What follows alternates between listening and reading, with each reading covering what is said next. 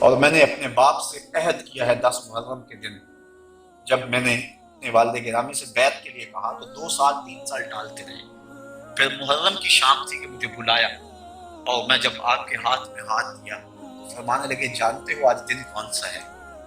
تو میں نے پھر عہد کیا تھا کہ جیوں گا تو آپ کے لیے، اور یا رسول اللہ مروں گا تو آپ کے لیے، اور زندگی کی آخری سانس تک یا رسول اللہ آپ کے دین کے لیے وقف ہوں گا۔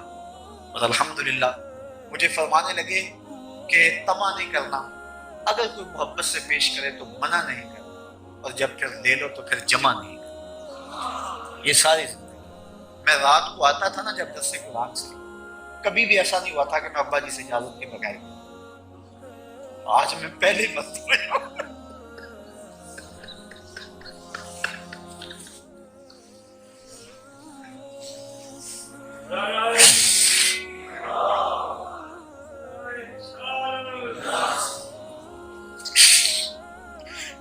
انا للہ و انا الیہ راجعون۔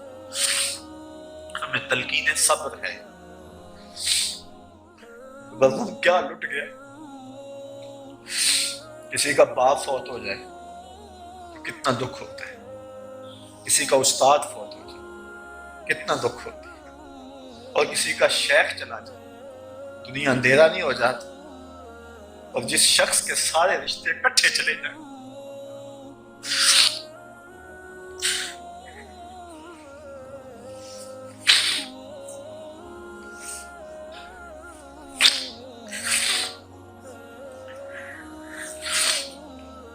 میں جب بھی آیا ہوں رات 3 بجے آیا ہوں، 4 بجے آیا ہوں، 2 بجے آیا ہوں، ان کی آنکھیں میری منتظر رہتی تھی۔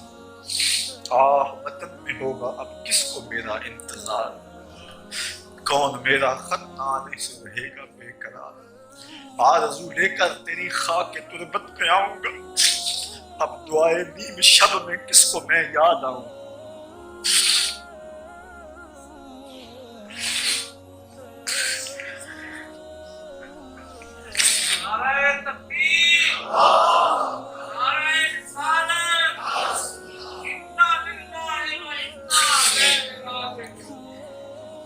ہے در چشم زدن صحبت یار آخر شو، روئے گل سیر ندیدم و بہار آخر شو۔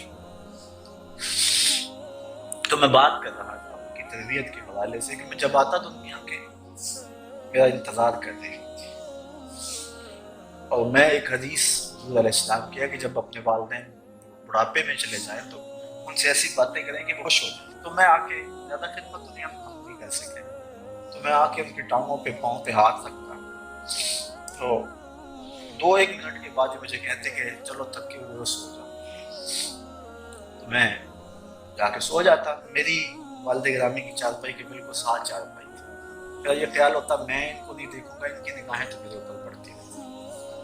تو میں نے کہا اچھا آپ ایک دن ایسا ہو، میں نے کہا پہلے آپ سو، تو کہتے ہیں ٹھیک ہے۔ یہ تقریباً 6-4 ماہ کی بات ہے، تو میں چارپائی کے اوپر جھکا ہوا، تو میں نے کہا پہلے آپ سو، کہتے ٹھیک۔ میں نے کہا ابا جی آنکھیں بند کریں، ابا جی آنکھیں بند کر، اب میں خاموش ہوں، ابا سمجھے کہ چلا گیا۔ آنکھیں کھولی تو میں کھڑا تھا تو جلدی سے آنکھیں بند، تو پھر ہنسنے لگے، اور آنکھیں نہیں کھول رہے بس ہنسی جا رہے کہ میں کھولی اور یہ سامنے۔ اس کے بعد تھوڑی دیر کے بعد پھر آنکھیں کھولی، میں نے کہا آپ نے پھر کھول لی؟ تو رو پڑے، کہنے لگے تجھے دیکھنے کے لیے کھولی۔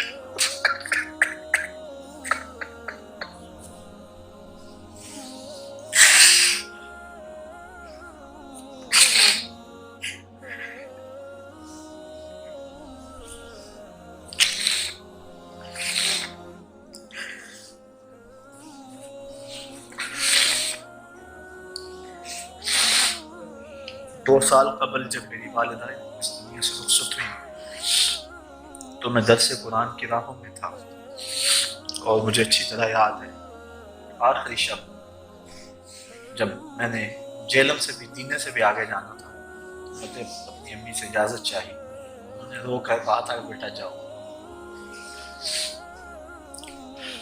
جمعۃ المبارک پچھلے جمعہ کو میں ابا جی سے اجازت لے کر جب کینٹ جمعے کے لیے جانے لگا تو ان کے چہرے پہ مسکراہٹ پھیل گئی اور بہت زیادہ خوش ہوئے. میری سمجھ میں نہ آیا کیا ماجرا ہے کیا. چلا گیا. اس کے بعد پچھلے جمعۃ المبارک کو میں نے عصر کے بعد کاموں کی بھی گفتگو کرنی تھی. ایک فوتگی ہوئی تھی، کیلم کا ختم تھا، تو لوگ بعد میں ملاقات کے لیے کافی آئے ہوئے تھے. عصر کی زیادہ یہی ہونے لگی تو محترم مجھے لینے کے لیے جو آئے تھے ان کی تشویش میری نظر میں تھی، لیکن وہ مجبوری تھی کہ جو ہے وہ عصر کی جانب ہو. تو میں اپنے معمول کے مطابق میں نے کہا آپ گاڑی میں بیٹھے میں گھر سے اجازت دے. تو چارپائی پہ لیٹے ہوئے تھے تو آخری سے میری وہ ملاقات ہوئی. فرمانے لگے خیر نل جاتے خیر. میں چلا گیا لیکن طبیعت میں اداسی تھی. 3-4 لوگ میرے ساتھ تھے، یہاں بھی ہم موجود ہیں، میرا وہ ساربان بھی. جب ہم راستے میں سر پڑی تو اس کے بعد جب ہم امن آباد سے نکلے تو سورج غروب ہو رہا تھا. ایسے سے میرا دل ڈوب گیا، پتہ ہی نہیں تھا کیا ہونے والا ہے. تو میں نے ان سب کو کہا میں نے کہ دیکھو کہ جب سورج عصر کے وقت پہنچتا ہے تو کتنی جلدی غروب ہو جاتا ہے. اور ایسا درد تھا سورج میں، کوئی پیغام دے رہا تھا جو ہم نااہل لوگ نہ سمجھ سکے. شاید اس کا پیغام کچھ سمجھنے والا ہوتا تو وہاں سے پلٹ آتا، لیکن میرا یہ مقصود تھا کہ جب میرے والد گرامی کی آخری سانس آئی تو اس وقت میں درس قرآن دے رہا تھا. میرے مالک، زندگی میں نے جو بھی کمائی کی اگر مجھے قبول ہے میں سب کچھ اپنے باپ کے نامہ اعمال کے سپرد کرتا ہوں. اے اللہ ان کے درجے بلند فرما دے. آپ نے کہا تھا میری قبر کچی بنانا اور میری تعریفیں نہ کرنا. یہ جو باتیں کی ہیں یہ اس گرو محاسن موتا کو حضور نے فرمایا اپنے فوج شدگان کی اچھی خصلتیں اور خوبیاں بیان کرو. یہ اس کے تحت میں کچھ باتیں بیان کی ہیں. اللہ تعالیٰ انہیں اپنے جوار رحمت میں جگہ دی. اکیلا میں نہیں زمانے نے دیکھا کہ جب ان کا جنازہ اٹھا شہنشاہ ہفت تقلیم کو بھی وہ اعزاز نہیں ملا ہوگا جو میرے باپ کو ملا تھا. ہر دل دکھ سے بھرا تھا، ہر آنکھ پر نم تھی. اور اس وقت جب جنازہ اٹھا تو میں اس ڈر سے کہ کہیں واویلا پیدا نہ ہو جائے اور شریعت کی کوئی ہاتھ نہ ٹوٹ جائے جس پہ ساری زندگی میرے باپ نے پہرا دیا، کہیں اس کا نقصان نہ ہو جائے. ورنہ میرے دل میں بات آ رہی تھی کہ میں بلند آواز سے کہوں کہ لوگوں دیکھو میرے پیا کی بارات جا رہی ہے. اور پھر ایسے ہی منظر تھا. اور اقبال کا وہ شعر، اگر آپ جس نے میرے شیخ کی زیارت کی ہے اقبال کا وہ شعر اور پھر زیارت کے منظر کو سامنے لائے. اقبال نے کہا تھا نشان مرد مومن بات گوئے چون مرگ آئے تبسم بر لب اوست. تجھے اللہ کے بندے کی نشانی بتاؤں، جب موت آتی ہے اس کے چہرے پہ مسکراہٹ پھیل جاتی ہے کیونکہ وہ اپنے یار کو ملنے جو جا رہا ہو. وہ مسکراہٹیں آخری دم تک ان کے چہرے پہ رہی. جن لوگوں نے لحد میں اتارا، جن لوگوں نے جنازے کو کندھا دیا، جن لوگوں نے جنازہ پڑھا، مجھے متعدد سے مراد سینکڑوں نہیں درجن کے قریب لوگوں نے مجھے یہ کہا ہے. شاید مشاہدات کئیوں کے ہوں لیکن بات جہاں تک مجھے پہنچا ہے وہ درجن سے کم لوگ. انہوں نے کہا ہے کہ جس نے جنازہ پڑھا وہ کہتا ہے میری عبادتیں ڈبل ہو گئی. کوئی کہتا ہے پنجگانہ نماز تو میسر تھی لیکن اب تہجد کے سجدے بھی مل گئے. الحمدللہ یہ ہے ان کا فیضان. دعا کرو کہ اللہ تعالیٰ ان کے نقوش پاک کی برکتیں ہمیں نصیب فرمائے.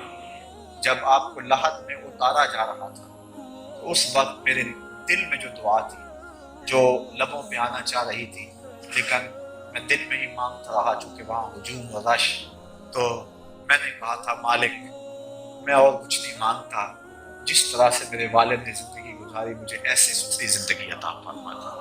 پاکیزہ زندگی جس میں تصنع نہیں تھا، جس میں ریاکاری نہیں تھی، جس میں بناوٹ نہیں تھی، جس میں غرض اور لالچ کا زندگی بھر میں کوئی پہلو نہیں آیا. ذرا تصور تو کرو، ایک شخص ہے اس کی 8 بیٹیاں، ان کی شادی ہونی ہے، 2 بیٹے ہیں اور وہ جو ہے وہ 70 اور 80 کے پیٹے میں ہے اور کاروبار بھی بالکل جو ہے وہ چند ہزاروں پہ مشتمل ہے، لیکن اس کے باوجود بھی جو ہے وہ اپنے دامن کو غرض سے اور لالچ سے پاک رکھے ہوئے ہیں، اور دنیا کی دولت کی طرف نظر اٹھا کر بھی نہیں دیکھتا۔ اپنی حویلی بیچ دیتا ہے، اپنی بھینسیں بیچ لیتا ہے، سب کچھ بیچ لیتا ہے، اور کبھی جو ہے وہ اس حوالے سے ان کے دل میں کبھی کوئی بات تک بھی نہیں آئی تھی۔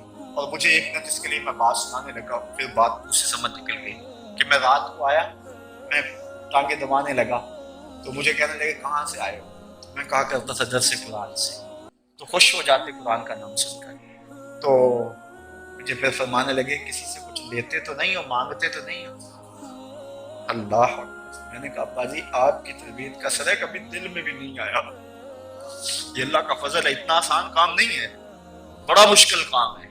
جب ضروریات منہ کھولے کھڑی ہو اور حالات کا جبر اور مہنگائی کا طوفان ہو تو اس وقت جو ہے وہ یہ کام بڑے مشکل ہو جاتے ہیں، لیکن ہمارے سامنے ان کی زندگی، انہوں نے انتہائی کٹھن حالات کے اندر بھی جو ہے وہ اس معاملے کو جو ہے وہ رکھا، اور شیخ طریقت اور پیر کامل کا جو اصل روپ تھا اور وہ جو حجازی فقر ہے جس کا تصور اقبال نے پیش کیا، اور مرد درویش کی جو علامتیں پیش کی ہیں، ہم نے وہ ساری علامتیں اپنے شیخ میں دیکھی۔